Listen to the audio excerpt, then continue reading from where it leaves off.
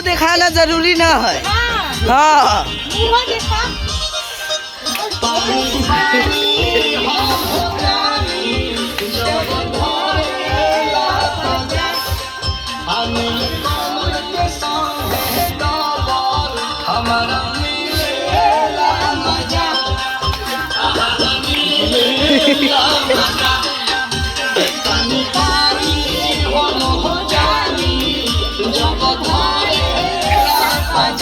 इधर देखो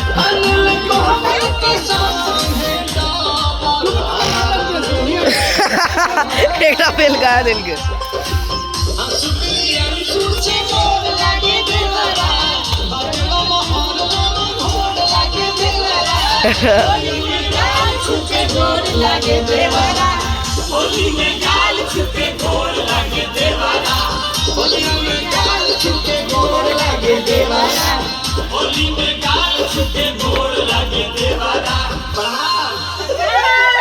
आदाब।